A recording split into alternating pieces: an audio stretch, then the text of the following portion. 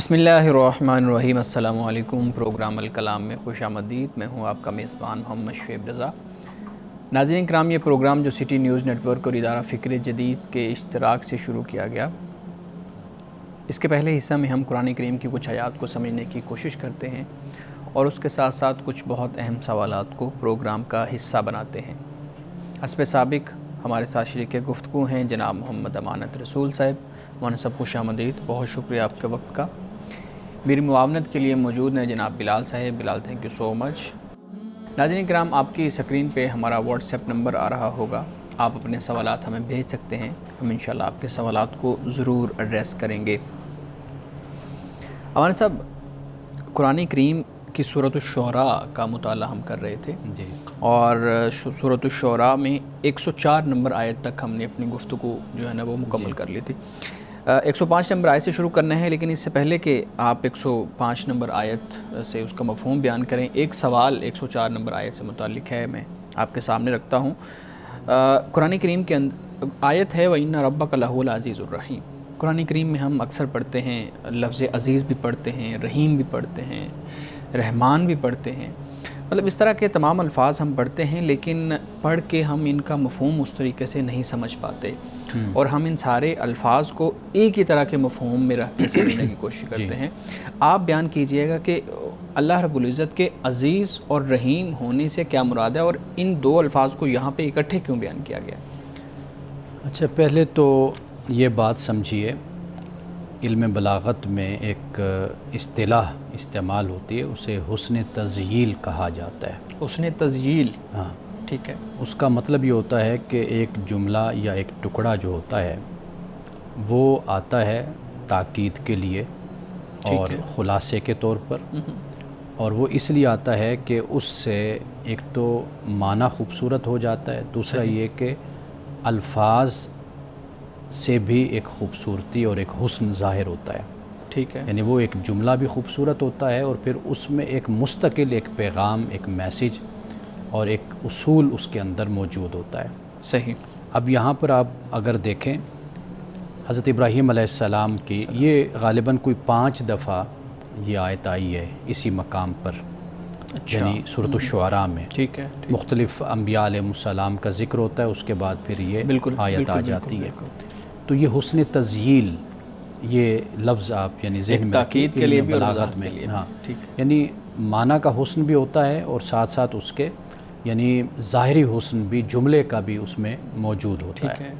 اب آپ یہ دیکھیے کہ حضرت ابراہیم علیہ السلام کی پوری کہانی کہہ لیجئے یا ایک خاص آپ کی داستان اور آپ کی زندگی سے ایک خاص واقعہ جو ہے قرآن مجید نے بیان کر دیا۔ اس کے بیان کرنے کے بعد پھر یہ اللہ پاک نے فرمایا وَإِنَّ رَبَّكَ لَهُوَ الْعَزِيزُ الرَّحِيمُ، کہ بے شک تیرا رب یقیناً غالب رحم والا ہے، غالب بھی ہے اور رحم والا بھی ہے۔ آپ دیکھیے کہ دنیا میں لوگوں کو غلبہ حاصل ہوتا ہے نا، سلاطین کو، بادشاہوں کو اگر آپ دیکھیں تو ان کے غلبے میں، ان کی فتح میں رحم نہیں ہوتا، بالکل عدل نہیں ہوتا، ظلم ہوتا ہے۔ یعنی کہیں پر بھی زمین پر ان کا کسی قوم پر بھی غلبہ ہوگا تو وہ وہاں پر ظلم کریں گے، زیادتی کریں گے اور کھلیان، کھیت ان کو جلا دیں گے، درختوں کو کاٹ دیں گے، آبرو ریزی کریں گے، خواتین کی، بوڑھوں کو قتل کرا دیں گے، بچوں کو قتل کر دیں گے۔ یعنی کہ ایک فاتحین کا ایک خوف ہمیں نظر آتا ہے جب ان کو غلبہ کسی انسان کو حاصل ہوتا ہے۔ تو اللہ سبحانہ و تعالیٰ کا جو غلبہ ہے نا وہ عدل کے ساتھ ہے، رحم کے ساتھ ہے، یعنی وہ ایسی ذات ہے کہ اس کو اس کائنات پر پورا اقتدار اور پورا غلبہ اس کو حاصل ہے، انسانوں پر حاصل ہے، لیکن اس کے اس غلبے میں کیا ہے؟ رحم ہے، رحمت موجود ہے۔ تو اس لیے 2 باتیں ہو گئی، ایک بات تو یہ کہ جو حسن تزییل میں نے کہا وہ بھی یہاں پر موجود ہے، صحیح، اور دوسرا آپ یہ دیکھیے کہ غلبہ اور پھر اس کے ساتھ رحمت کا بھی ذکر ہو گیا۔ اچھا، پھر اختتام میں جب میں ہمیشہ یہ کہتا ہوں کہ قرآن مجید میں اگر آپ دیکھیں تو اللہ سبحانہ و تعالیٰ اپنی صفات کا آخر میں ذکر ضرور کر دیتا ہے۔ تو وہ ذکر کرنے کا مقصد کیا ہوتا ہے؟ اس کا تعلق پھر جو ما قبل جو بات ہو رہی ہوتی ہے سیاق میں، اس کے پیش نظر پھر دیکھنا چاہیے کہ اللہ پاک نے اپنی اس صفت کو کیوں بیان کیا. صحیح. یعنی ایک تو یہ ہو گیا کہ جو بت ہیں بتا دیا کہ ان کی کوئی حیثیت نہیں ہے, اللہ تعالیٰ غالب ہے اور وہ تھا, غالب وہ ہے اور وہ غالب رہے گا. لیکن اس سے بالکل یہ نہیں تصور کرنا چاہیے کہ وہ رحم والا نہیں ہے. تو ساتھ یہ بھی بیان کر دیا کہ جو توبہ کرتا ہے پلٹ کر آئے گا تو اللہ سبحانہ و تعالیٰ رحم کرنے والا ہے. صحیح جی. 105 نمبر آیت. اب یہاں سے حضرت نوح علیہ السلام کا ذکر شروع ہو رہا یعنی ہے. ابراہیم علیہ السلام کا ذکر ختم ہو گیا, مکمل ہو گیا. اب اس کے بعد حضرت نوح علیہ السلام کا ذکر ہے. فرمایا کذبت قوم نوح المرسلین, جھٹلایا نوح کی قوم نے مرسلین کو, رسولوں کو جھٹلایا. اذ قال لهم اخوهم نوح الا تتقون, جب انہیں ان کے بھائی نے کہا, یعنی نوح نے, الا تتقون, کیا تم تقوی نہیں اختیار کرتے. اب یہاں پر یہ بات پیش نظر رہے کہ انسان کی اپنی قوم سے محبت ہوتی ہے, اپنی زمین سے محبت رہ رہا ہوتا ہے. یہ انسانی فطرت ہے. انسان اپنے علاقے سے, اپنی زمین سے, اپنی بولی سے, زبان سے, لوگوں سے محبت کرتا ہے. اگر اس میں کوئی اہلیت ہوتی ہے, قابلیت ہوتی ہے, تو اس کی خواہش یہی ہوتی ہے کہ اس سے میری زمین استفادہ کرے, میرے لوگ اس سے فیض یاب ہوں. ٹھیک ہے. تو یہ اللہ تعالیٰ نے یہاں پر اسی بات کو اخوہم, کہ ان کے بھائی نے یعنی نوح نے ان کو کہا, یعنی قوم کے حوالے سے, انی لکم رسول امین. پہلے تو فرمایا کیا تم تقوی نہیں اختیار کرتے, اور اگر آپ تقوی پہ کہیں گے تو پھر ہم اس پہ بات کر لیں گے. تو جی ایک چیز میں پوچھنا یہ چاہوں گا کہ جو پہلی آیت آپ نے 105 نمبر پڑھی ہے جہاں پہ نوح علیہ السلام کا ذکر شروع ہو رہا ہے, ایک تو ناظرین کے لیے میں ضرور یہ بیان کروں گا کہ اب اسی چیز کو ذہن میں رکھنا ہے کہ قریش کو یہ بتایا جا رہا ہے, جو عرب کے جو مشرکین ہیں ان کو یہ سنایا جا رہا ہے کہ پہلے موسیٰ علیہ السلام کا ذکر ہوا, پھر ابراہیم علیہ السلام کا ذکر ہوا, اب نوح علیہ السلام کا ذکر ہے, تو یہ وہ تسلسل ہے اس کا. دوسرا معنی صاحب یہ مرسلین کا لفظ استعمال ہوا ہے. اب نوح کی قوم نے تو صرف نوح کو جھٹلایا ہے نا, ایک پیغمبر آئے ہیں نا ان وہاں پہ, اور وہاں پہ جو رہنے والے ہیں انہوں نے نوح علیہ السلام کو جھٹلایا, انکار کیا, اور بت پرستی میں جو ہے نا وہ گناہوں کے اندر پڑ رہے. لیکن یہ کہا گیا کہ انہوں نے رسولوں کا انکار کیا. تو یہ جو رسولوں کا انکار کیا ہے اس سے کیا مراد ہے؟ اچھا, اس کا جواب مفسرین نے یہ دیا ہے کہ چونکہ انبیاء علیہ السلام کا ایک ہی دین تھا, ایک ہی دین, پیغام ایک ہی تھا, پیغام ایک تھا, دین ایک تھا, جو اللہ سبحانہ و تعالیٰ نے حضرت آدم کو دیا, حضرت ادریس کو دیا, حضرت شیس کو دیا, حضرت نوح کو دیا, پھر اس کے بعد جو بھی قیامت تک رسول اللہ صلی اللہ علیہ وسلم کی نبوت قائم ہے, تو آپ کا میسیج اور پیغام اور دین یہی ہے, اس میں کوئی اختلاف نہیں ہے. تو گویا کہ حضرت نوح علیہ السلام کی قوم نے انکار تو نوح کا کیا, لیکن وہ جو پیغمبر لائے وہ تو سیم ہی تھا نا, ایک ہی پیغام. تو لہٰذا گویا کہ انہوں نے سارے پیغمبروں کا انکار کر دیا. تو یہ بات یہاں پر بیان کی گئی ہے. جیسے کوئی کسی کے پاس کسی قاصد کو بھیجتا ہے تو وہ قاصد کا پیغام تو ایک ہی ہوتا ہے, ایمبیسیڈر سفیر جو ہوتا ہے اس کا تو میسیج بھی ایک ہوتا ہے, اس کا مقصد بھی ایک ہوتا ہے. تو گویا کہ اگر کوئی اس کی خلاف ورزی کرے تو وہ گویا کہ ایک ریاست کے پورے نظم کی خلاف ورزی کر رہا ہوتا ہے. تو ہم پھر یہی کہیں گے نا کہ بھئی اس نے ایمبیسیڈر جو بھی سفیر ہیں, جو اس کے نمائندے ہیں, قاصد ہیں, ان سب کا انہوں نے انکار کیا. صحیح. مولانا صاحب یہاں پہ ایک چیز میں آپ کے ساتھ شیئر کروں گا اور اس پہ آپ کی رائے بھی لینا چاہوں گا. ہمارے ہاں آج کے دور میں بھی اگر ہم دیکھیں تو کچھ ایسے مذاہب کے ماننے والے لوگ ہیں, میں یہاں پہ مینشن نہیں کروں گا, جو کہتے ہیں کہ ٹھیک ہے ہم مانتے ہیں خدا تعالیٰ نے پیغمبر بھیجے, رسول بھیجے, اور ہم بھی ایک رسول کے پیروکار ہیں, لیکن یہ جو محمد رسول اللہ صلی اللہ علیہ وآلہ وسلم کی نبوت کی اگر آپ بات کرتے ہیں تو ہمیں اپنی کتابوں کے اندر یہ چیز یعنی ان کی نبوت کے بارے میں, ان کے رسول ہونے کے بارے میں نہیں ملتا. تو اس لیے ہم اس سے جو پیچھے والے سارے رسول ہیں, پیغمبر ہیں, ان پہ تو یقین رکھتے ہیں, لیکن ان کا چونکہ ہماری کتابوں میں ابھی ہمیں نہیں ملتا, جو ابھی موجود ہیں, جو ہمارے پاس موجود ہیں, تو اس لیے پھر ہم ان کو پیغمبر نہیں مانتے. تو یہ جو ایکسکیوز ہے اس کی بنیاد پہ پھر ہم یہی والا حکم لگائیں گے کہ اگر انہوں نے ایک کا انکار کیا تو باقی پیچھے والے چاہے جتنے پہ بھی وہ یقین رکھ لیں وہ انکار ہی ہے. دیکھیے رسول اللہ صلی اللہ علیہ وسلم کی نبوت, آپ کی رسالت, اب تو یہ بات تیقن کی حد تک اور تحقیق جو دنیا میں ہو چکی ہے، ہو رہی ہے، اس کی روشنی میں تو کوئی بھی اب اس بات کو جھٹلا نہیں سکتا کہ رسول اللہ صلی اللہ علیہ وسلم کا ذکر کتابوں میں نہیں ہے۔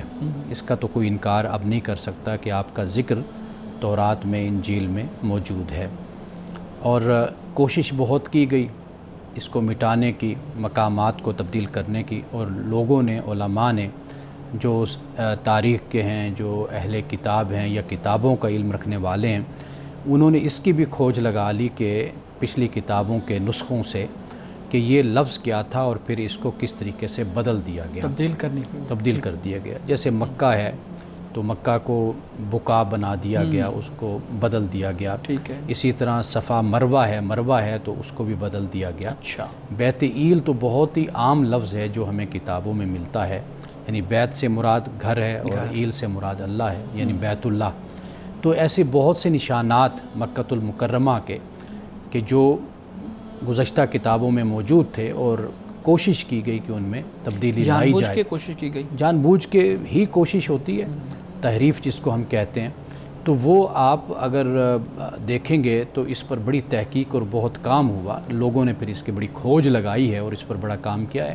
تو لہٰذا آج کے دور میں تو اس کا انکار ممکن نہیں ہے کہ ہم یہ انکار کر سکیں کہ رسول اللہ صلی اللہ علیہ وسلم کے چونکہ شواہد اور ہمیں علامات گزشتہ کتابوں میں نہیں ملتی، تو لہٰذا ہم نے نہیں مانا، ہم نے انکار کیا ہے۔ بالکل صحیح، بالکل ٹھیک ہے۔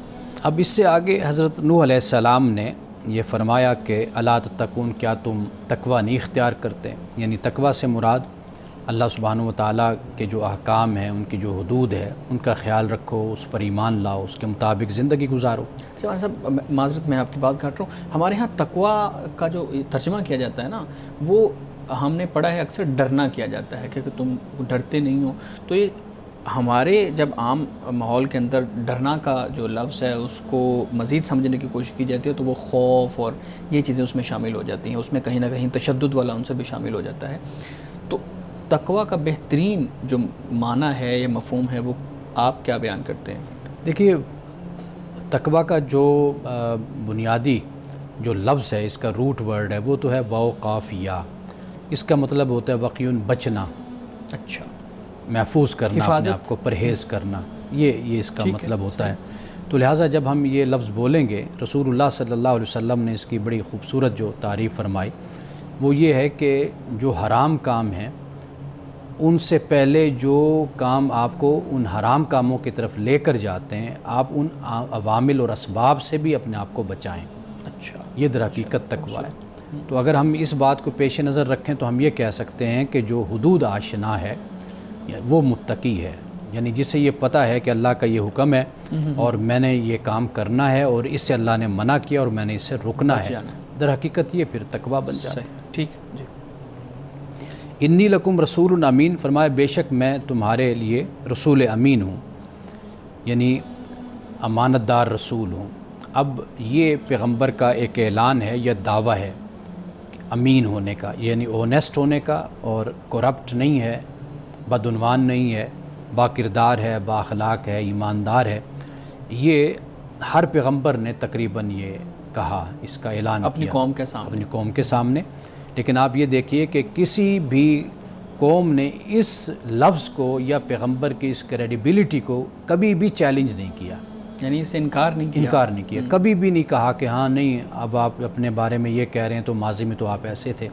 تو کسی پیغمبر کے، یعنی اس کی اگر کاروباری زندگی ہے، تجارت کی زندگی ہے، یا اس کی قبائلی اور سیاسی زندگی ہے، یا وہ اجتماعی معاملات میں شریک ہوتا رہا ہے، یا وہ لوگوں کے ساتھ لین دین کرتا رہا ہے اپنی زندگی میں، وعدہ وعید انسانی زندگی کا حصہ ہوتے ہیں، تو کہیں پر بھی کبھی ایک پیغمبر کے بارے میں بھی ہمیں نہیں ملتا۔ باقی باتیں کوئی کہتا رہا تو کہتا رہا، وہ اپنی جگہ پر، لیکن یہ ہے کہ اس بارے میں کوئی بھی الزام اور تہمت نہیں کوئی لگا سکا، کیونکہ پیغمبر ایک وقت ان لوگوں کے درمیان انہوں نے گزارا ہے اور پھر ایک وقت کے بعد وہ اس چیز کا اظہار کر رہے ہیں کہ میں اللہ تعالیٰ کا رسول ہوں۔ بالکل ایسے ہی، یعنی رسول اللہ صلی اللہ علیہ وسلم کے بارے میں آپ کی سیرت میں ہم پڑھتے ہیں کہ 40 سالہ جو عرصہ آپ کا بنتا ہے جب آپ نے اعلان نبوت فرمایا گزارا، جی، وہ سب آپ کو مانتے تھے کہ آپ صادق اور امین، اور یہ صادق امین لفظ ہے ہی اللہ کے پیغمبر کے لیے، یعنی غیر نبی غیر پیغمبر کے لیے یہ لفظ استعمال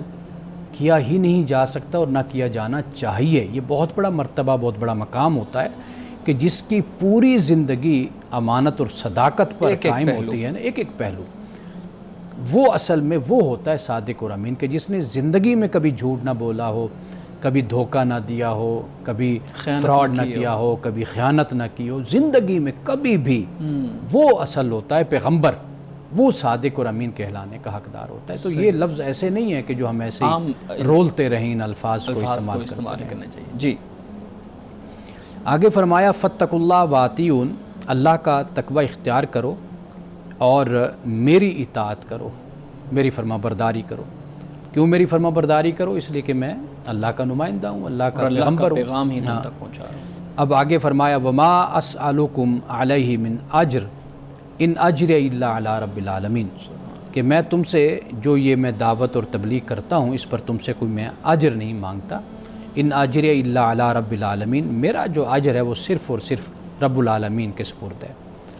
یعنی کیونکہ وہ جو لوگ تھے وہ یہ خیال کرتے تھے کہ شاید یہ کوئی کاروبار میں حصہ مانگتا ہے، تجارت کو اپنا مفاد ہوگا، کوئی بادشاہت چاہتا ہے، اور یہ کوئی جو ہمارے پاس جو کچھ وسائل ہیں، ذرائع ہیں جن پہ ہم نے قبضہ کیا ہوا ہے، یہ شاید ان پر چاہتا ہے میرا کوئی اختیار حاصل ہو جائے۔ جیسے رسول اللہ صلی اللہ علیہ وسلم کے بارے میں حضرت ابو طالب کے پاس گئے تھے نا رؤسائے قریش، کہا کہ بھئی اگر آپ کا بھتیجا عرب کی کسی خاتون سے شادی کرنا چاہتا ہے تو ہم شادی کروا دیتے ہیں، مال و دولت چاہتا ہے وہ دے دیتے ہیں، یا اقتدار چاہتا ہے تو اس کو اقتدار دے دیتے ہیں۔ تو یہ غلط فہمی ہوتی ہے، لوگ سمجھتے ہیں کہ پیغمبر صرف اس مقصد کے لیے کھڑا ہوتا ہے۔ تو یہ آپ نے حضرت نوح علیہ السلام نے یہ فرما دیا کہ میرا اجر میرے اللہ پر ہے، تو میں تم سے کوئی نہیں سوال کرتا۔ رسول اللہ صلی اللہ علیہ وسلم نے بھی اسی بات کا فرمایا، لیکن آپ نے فرمایا الا المودۃ فی القربہ، یعنی اس سے مراد کیا ہے؟ مراد یہ ہے کہ کم از کم اس رشتہ داری اور قرابت داری کا تو خیال کرو۔ میں تم سے اور تو کچھ نہیں مانگتا، کوئی سوال نہیں کرتا دعوت و تبلیغ پر، لیکن تم جو میری جان کے دشمن بن گئے ہو اور مجھے تم اذیت اور تکلیفیں دیتے ہو، تو تم بھول گئے کہ بھئی میں تمہارا کوئی رشتہ دار بھی ہوں، تم میرے رشتہ دار ہو، چلو اور کسی بات کا لحاظ اور شرم نہیں کرتے، اس رشتہ داری کا کم از کم اس رشتہ داری کا تو لحاظ کرو۔ اچھا پھر ایک اور مقام پر یہ فرمایا کہ وما انا من المتکلفین، کہ میں تم سے کوئی سی اجر کا سوال نہیں کرتا، اور یہ بھی یاد رکھو میں تکلف کرنے والوں میں سے نہیں ہوں۔ تکلف سے مراد یہ ہوتا ہے کہ انسان جو ہو وہ نظر نہ آئے، ظاہر داری جیسے ہوتی ہے نا، کہ جیسے ظاہر اور ہو، جیسے ہم یعنی جیب میں پیسے نہ ہوں لیکن دوسرے کو آفر کرا رہے ہوتے ہیں کہ آئیں آپ تشریف لائیں، تو حالت ہماری یہ ہوتی ہے کہ ہم کھلا نہیں سکتے، تو بندہ صاف بات ایک کہہ دیتا ہے کہ بھئی میرے پاس نہیں ہے کچھ، تو بجائے اس کے کہ پھر جب اگر دوسرا کہہ دے کہ جی ہاں جی ٹھیک ہے راضی ہو جائے تو پھر انسان پریشان ہو جائے، بالکل، تو پھر بھاگتا پھر رہا ہوتا ہے کیا کرے۔ تو تکلف اصل میں یہ ہوتا ہے کہ ظاہر میں آپ اپنے آپ کو بڑا کچھ دکھائے، دوسرے کے لیے بڑی محبت ہے اور دوسرے کے لیے بڑی آپ دوستی دکھا رہے ہیں، لیکن آپ ایسے اندر سے نہیں، عملی طور پہ وہ نہیں ہیں، آپ اندر سے ایسے نہیں ہیں، باطن سے، تو یہ تکلف ہے۔ تو اللہ کے رسول صلی اللہ علیہ وسلم نے قرآن پاک نے یہ کہا کہ آپ یہ کہیے کہ بھئی میں آپ سے کسی قسم کا اس پر اجر کا سوال نہیں کرتا، کوئی تقاضا نہیں ہے، اور یہ بات بھی یاد رکھیے میں دل سے کہہ رہا ہوں، یعنی یہ نہ خیال کیجئے گا کہ میں اوپر سے یہ بات کہہ رہا ہوں، تو یہ میں دل سے آپ سے کہہ رہا ہوں کہ مجھے اس پر کوئی اجر اور آپ سے کوئی مجھے اس سے ریوارڈ نہیں چاہیے آپ سے۔ اچھا ہم جب اس آیت کو دیکھتے ہیں تو میرے ذہن میں یہ چیز آ رہی تھی کہ جو ذاتی مفاد کی قربانی ہوتی ہے وہ انسان کے مخلص ہونے کی ایک طرح سے نشانی قرآن اس کو بیان کر رہا ہے، کہ جو ذاتی مفاد ہیں اگر وہ کسی معاملے کے اندر نہیں آ رہے تو اس کا مطلب ہے کہ انسان مخلص ہے، وہ ایک کاز کے لیے، وہ ایک خاص مقصد کے لیے کوشش کر رہا ہے۔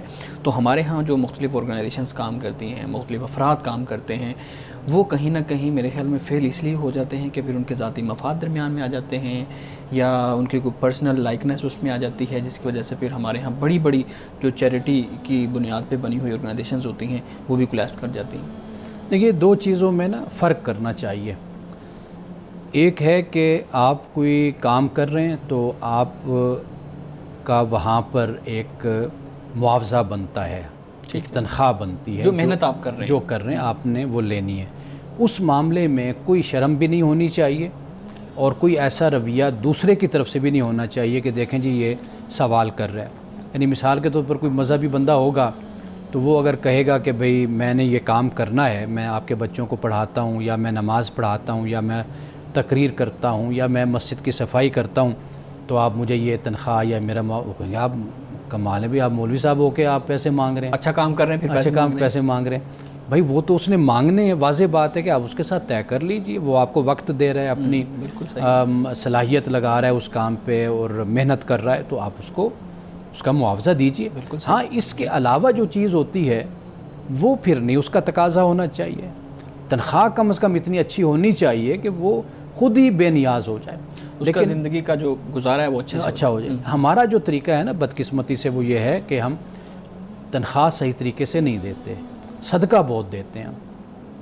یعنی جو ہمارے گھر کے ملازم کی ایک تنخواہ بنتی ہے ہم وہ صحیح طریقے سے نہیں دیں گے اس کو، لیکن ہم کیا کریں گے، اس کو سال بعد پھر زکوٰۃ دے دیں گے، پھر اس کو ہم کپڑے دے دیں گے، فلاں چیز دے دیں گے.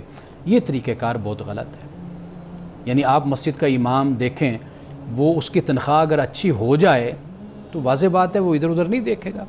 وہ پھر کیوں دیکھتا ہے، فوکس کرے گا، پھر وہ اپنے کام پر توجہ کرے گا. تو وہ ادھر ادھر اس لیے دیکھتا ہے کہ اس کے اخراجات، اس کے معاملات وہاں سے چلتے نہیں ہیں. تو لہٰذا یہ آپ نے جو سوال کیا اس کا یہی ہے کہ کوئی ادارہ ہے، کوئی این جی او ہے، تو وہاں پر ایک خدمت ہو تو باقی اس کے بعد بے نیازی ہو. صحیح.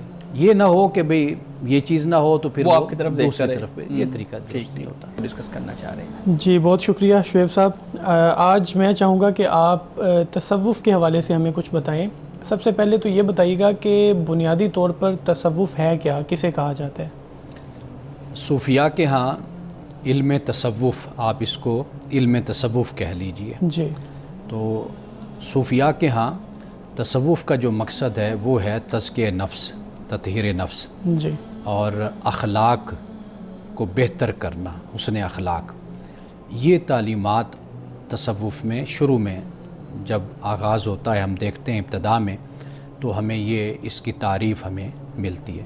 ویسے بھی جب ہم تصوف کا لفظ استعمال کرتے ہیں تو جیسے صافی لفظ استعمال ہم کرتے ہیں، صاف کرنا، صفا، تو اس کا مطلب ہی یہی لیا گیا کہ بھئی اس سے مراد یہی ہے کہ انسان کا تزکیہ نفس ہو، انسان کی تطہیر ہو، انسان کی پاکیزگی. تو وہ جو آپ نے تقوی کی تعریف بیان کی ابھی تھوڑی دیر پہلے، تو یہ تقوی اور تصوف جو ہے پھر تو ہمیں لگ رہا ہے کہ بہت ساری سملیرٹیز ہیں کہ صوفی وہی شخص ہوگا جس میں تقوی ہوگا، یا جس میں تقوی ہے وہ صوفی بھی ہو سکتا ہے.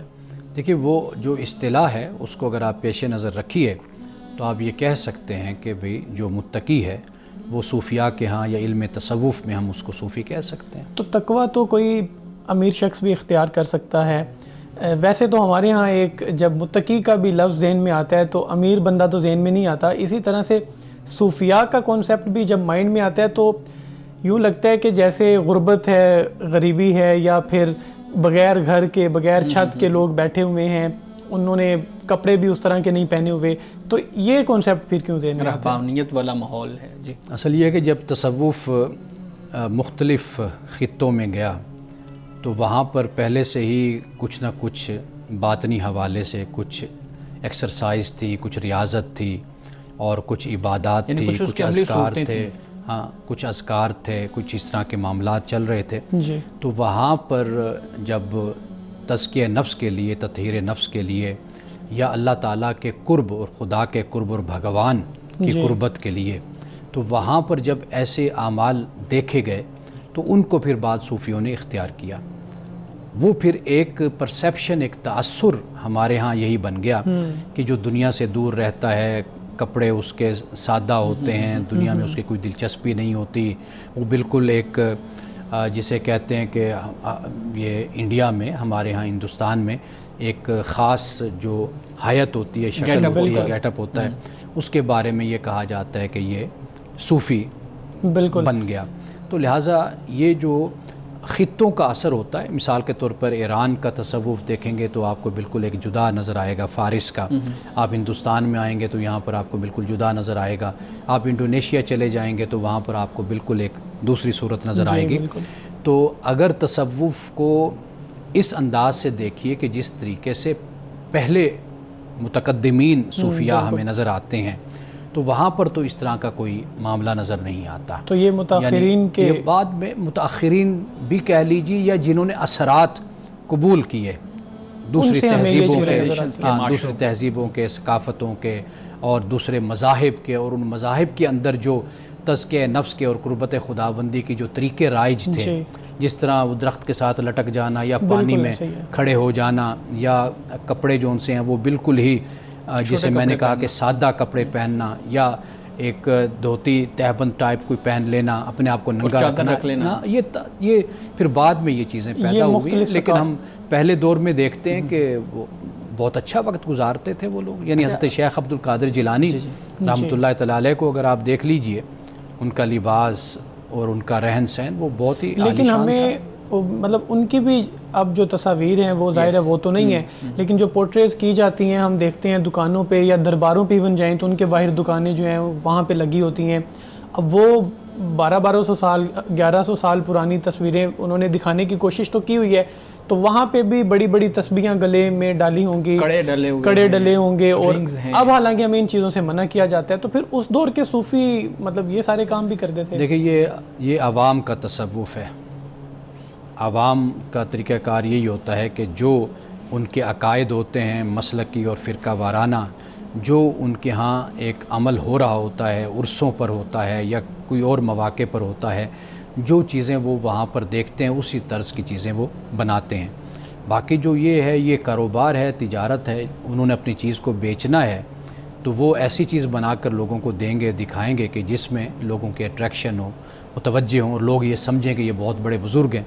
آپ کو پتہ ہے اب بزرگوں کی نشانی یہی رہ گئی ہے کہ ان کے چہرے پر نور ہونا چاہیے، اور ان کی دستار بڑی ہونی چاہیے، اور ان کے جبہ ہونا چاہیے، کوئی ہاتھ میں تسبیح ہونی چاہیے. تو یہ نشانیاں ہیں، ظاہر کی نشانیاں ہیں. اس کا نہ اسلام سے کوئی تعلق ہے، نہ تصوف کا کوئی تعلق ہے. یہ سوال تھوڑا سا کانٹیکس سے ہٹ کے ہے، لیکن کیا ان بزرگوں کی تصاویر کو ہم برکت کے حصول کے لیے رکھ سکتے ہیں دکانوں میں، گاڑی میں، گھر میں، ان جگہوں پہ؟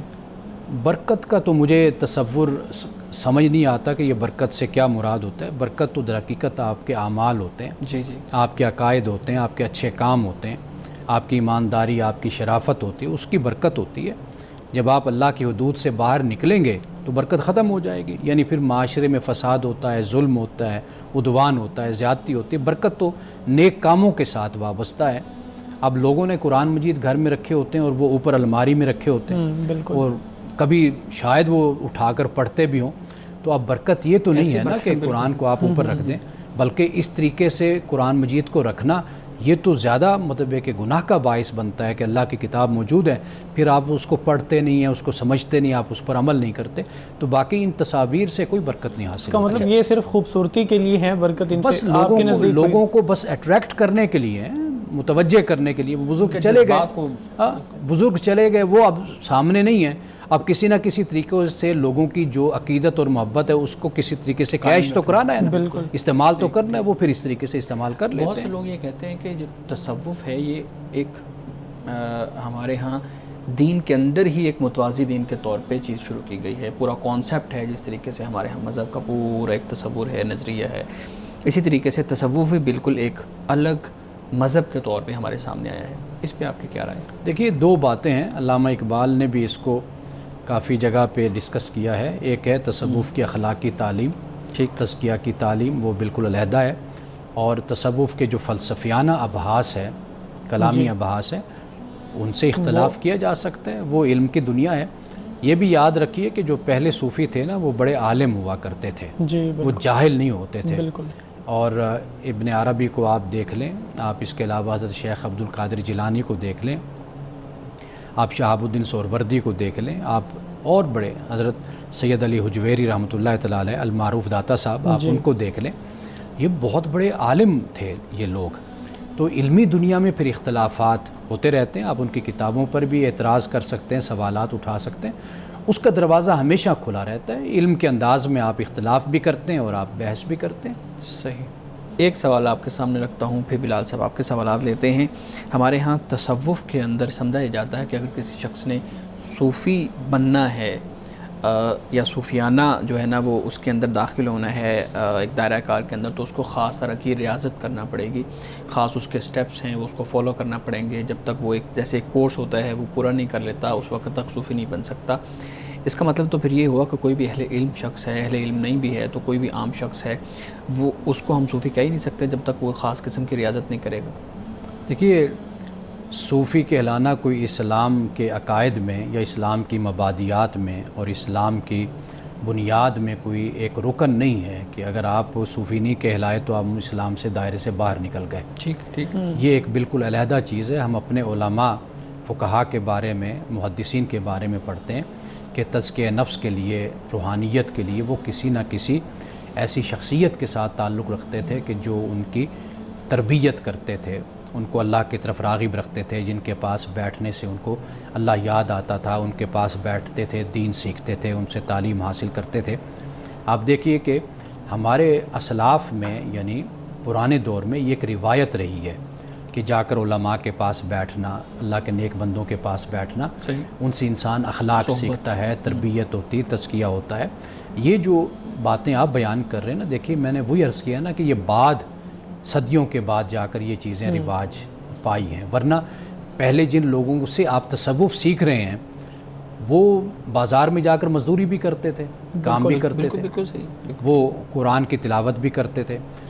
تصوف ان کے نزدیک کیا تھا؟ وہ خاص ایک ذوق عبادت کا، جیسے تہجد کا خاص اہتمام کرنا، اللہ کی بارگاہ میں خشیت کرنا، قرآن مجید کو پڑھنا توجہ کے ساتھ، اپنے آپ کو ایک پاکیزہ انسان کے طور پر رکھنا، اللہ کی عدالت میں اور اس کی بارگاہ میں اپنے آپ کو ہر وقت حاضر پانا کہ میں جواب دہ ہوں. تو یہ خاص محنت کو وہ کہتے تھے کہ یہ تصوف ہے اور یہ صوفی کا کام ہوتا ہے. تو یہ توجہ اس طرف دلاتے تھے وہ. تو باقی ان کی زندگی ایسی تھی جیسے ہم زندگی گزارتے ہیں، کمانا، محنت کرنا، دن رات ہمارے اسی طرح. لیکن میں نے جیسے عرض کیا نا کہ جیسے تصوف ایک جگہ سے نکل کر دوسری جگہ آیا، مثال کے طور پر بر صغیر میں آ گیا. جب بر صغیر میں آیا، یہاں پر ہندو مذہب بھی ہے، یہاں پر سکھ مذہب بھی ہے، یہاں پر دوسرے مذاہب بھی ہیں. اب جب آئے تو ادھر سے صوفیاء کی تعلیم بھی. پھر اس کے بعد کیا ہوا کہ ہم نے یہ دیکھا کہ فلاں ایسے کر رہے تو ہم نے اس کو پکڑ لیا، اس کو لے لیا، اڈاپٹ کر لیا. اور ہم نے یہ سمجھا کہ جس طرح وہاں پر تزکیہ کے لیے اور قرب کے لیے ایک ریاضت ہے، ایک محنت ہے، ایک کورس ہے، تو لہٰذا ہم بھی اس طریقے سے کریں گے تو ہماری زیادہ ریاضت ہوگی اور زیادہ ہمیں قرب حاصل ہوگا. تو یہ بعد کی پھر جا کر باتیں ہیں جو ایجاد ہوئی ہیں، تخلیق ہوئی ہیں. سر، تصوف کو عشق کے ساتھ کیوں جوڑا گیا ہے؟ یا اگر نہیں بھی جوڑا گیا تو آپ اصلاح کر دیں. لیکن سمجھ تو یہی آتا ہے کہ جس طرح ہمیں بتایا گیا کہ آپ نے اگر صوفی بننا ہے تو پہلے عشق مجازی ہوگا، پھر عشق حقیقی ہوگا، تو اس طرح کے کچھ سٹیپس بتائے جاتے ہیں. ان کی وضاحت کیجیے گا. یہ سارے گمراہ کی اور فضولیات یہ باتیں ہیں کہ عشق مجازی سے عشق حقیقی کا معاملہ ہوتا ہے، اور پھر یعنی لڑکا ہے تو لڑکی سے محبت کرتا ہے، لڑکی ہے تو لڑکے سے. اس طرح کا کوئی دین میں، کوئی شریعت میں اس کا کوئی تصور نہیں ہے. بات صرف اتنی ہے کہ جب ہم عشق حقیقی یا محبت حقیقی کی بات کرتے ہیں، واضح بات ہے کہ مسلمان جو ایمان لاتا ہے اس کے پیش نظر اللہ کی رضا ہوتی ہے، بالکل اللہ کی خوشنودی ہوتی ہے. تصوف میں صوفیاء نے اس کو زیادہ تاکید کے ساتھ، زیادہ توجہ کے ساتھ اس کو بیان کیا، کہا کہ بھئی اس پر خصوصی توجہ ہونی چاہیے اور اللہ کی طرف ہم ہر وقت اپنے آپ کو متوجہ رکھیں، اللہ کے ساتھ ہمارا تعلق ہو. تو باقی جو مسلمان ہوگا تو واضح بات ہے کہ اس کی رضا کا جو مقصد ہوتا ہے، یعنی جو عمل وہ کرتا ہے وہ اپنے خدا کی رضا کے لیے کر رہا ہوتا ہے. اس کی رضا، خدا کی رضا ہی اس کی منزل ہوتی ہے، اس کا مقصد ہوتا ہے. اگر کوئی شخص یہ دعویٰ کرتا ہے کہ اس کا اللہ کے ساتھ براہ راست رابطہ ہے تو کیا یہ درست ہے؟ خدا کے ساتھ رسول اللہ صلی اللہ علیہ وسلم کی ختم نبوت کے بعد اب براہ راست خدا سے کسی کا کوئی تعلق نہیں ہے، اور اب کوئی فرشتہ بھی زمین پر نہیں اترے گا وحی لے کر. تو لہٰذا یہ جتنی بھی باتیں ہیں یہ صرف ایک کلامی باتیں ہیں اور کہنے کی حد تک ہے، حقیقت میں اس کا کوئی وجود نہیں ہے. مولانا صاحب حدیث مبارکہ بیان کیجیے گا. سیدہ عائشہ صدیقہ رضی اللہ تعالی عنہا سے روایت ہے، آپ فرماتی ہیں کہ رسول اللہ نے فرمایا کہ سب سے زیادہ بابرکت نکاح وہ ہے کہ جس میں کم سے کم مصارف ہوں، یعنی کم سے کم اخراجات ہوں. فرمایا کہ وہ نکاح برکت والا ہوتا ہے. کیوں؟ اس لیے کہ اسراف و تبذیر سے پاک ہے۔ اسراف و تبذیر یعنی اپنے مال کو غلط خرچ کرنا اور غیر ضروری طور پر خرچ کرنا، تو یہ اسراف و تبذیر ہے۔ جب اس سے پاک ہوگا شادی اور نکاح تو اللہ تعالیٰ اس میں برکت پیدا فرما دے گا۔ ناظرین کرام، اس دعا کے ساتھ اپنے پروگرام کا اختتام کریں گے۔ اللہ رب العزت حسن کلام اور تاثیر کلام عطا فرمائے، ہماری زبان کی گروں کو کھول دے اور سننے والوں تک خیر کا پیغام پہنچے۔ اجازت دیجیے، خدا حافظ۔